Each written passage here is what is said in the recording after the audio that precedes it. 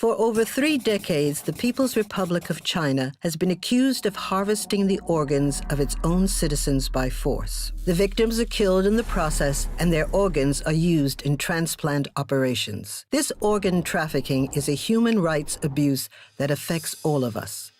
But what is forced organ harvesting in China?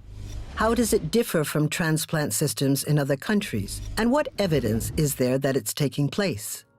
Most countries have a voluntary donation system. Recipients wait for an organ to become available, sometimes for 3 or 4 years. When a donor dies, the best matched person on the waiting list is rushed to the hospital to receive their transplant.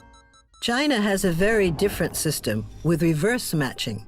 Recipients pay for an organ to be made available. A prisoner who is the best match for the paying recipient is chosen from a large pool of detainees. The prisoner is then killed and their organs extracted for transplantation. Transplants for organs such as hearts, livers, and kidneys are scheduled in advance and performed in a matter of weeks. It is not possible for an ethical organ donation system to provide transplants on demand.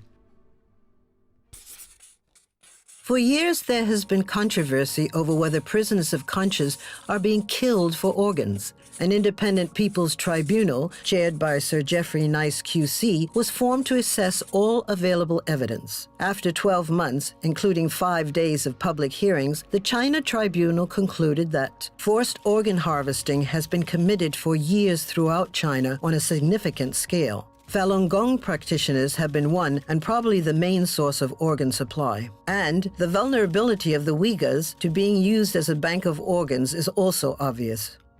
To understand how this atrocity began, we need to go back to the late 1970s when Chinese surgeons began transplanting organs from death row prisoners, a practice that was widely condemned. In 1994, Human Rights Watch reported 3 key findings. Political offenders and other non-violent criminals were being used as sources for organs. Chinese doctors participated in pre-execution medical tests and matching of prisoners with recipients, often on a first-paid, first-served basis. And executions were deliberately mishandled to ensure that prisoners were not yet dead when their organs were removed.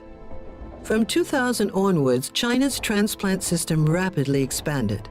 At the same time, the authorities conducted a violent campaign to eradicate the Buddhist Qigong and meditation practice Falun Gong, which is practiced by millions in China. As the labor camps, black jails, and prisons filled with Falun Gong practitioners, so the volume of transplant operations dramatically increased. These rapidly available organs could not have come from death row prisoners alone. And, in comparison, Falun Gong practitioners are a healthier source for organs, as they do not drink or smoke and do Qigong exercises regularly as part of their spiritual practice. The number of liver transplants in 2000 reached 10 times that of 1999. In 2005, the number tripled further.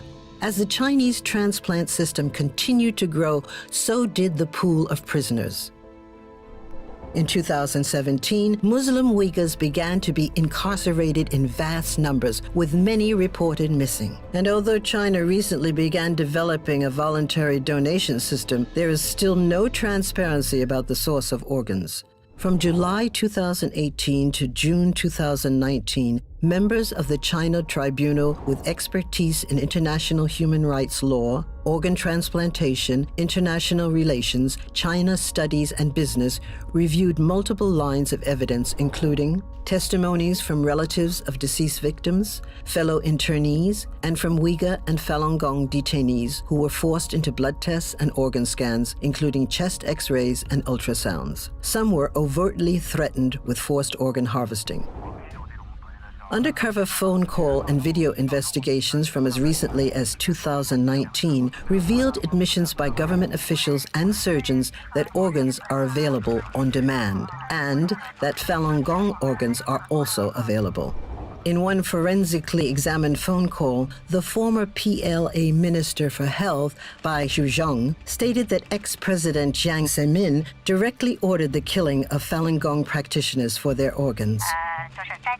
押法轮功人员器官做器官移植手术这件事情，是当时的总后部长王克布置的任务，还是军委直接下达的命令呢？当时是江主席啊，对有一个批示，有一个批示的话，就是说说开展这些事情，就是器官移植。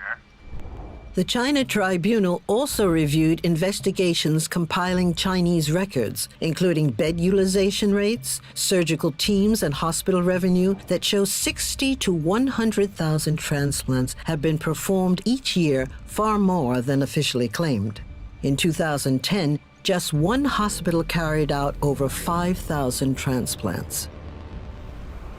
Other lines of evidence examined include official Communist Party documents of policy and practices, scientific studies in Chinese journals that detail suspicious data consistent with killing individuals for organs, and a statistical analysis of China's organ donation system, showing that organ donation figures have been falsified and do not represent the real numbers.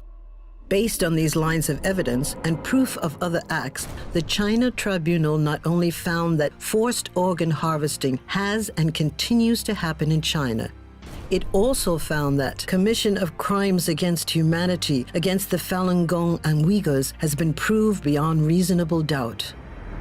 But whose responsibility is it to act, and what should be done? Medical institutions and companies must abide by their business and human rights obligations. This means cutting ties with China in relation to organ transplantation practice, research, and training. States should enact laws combating international transplant tourism, and Chinese perpetrators should be sanctioned. Governments around the world should take the necessary steps to seek justice, and the Chinese Communist Party should be held accountable for its actions. As global citizens, it is our responsibility to speak out against forced organ harvesting. If we don't act now, many more lives will be lost.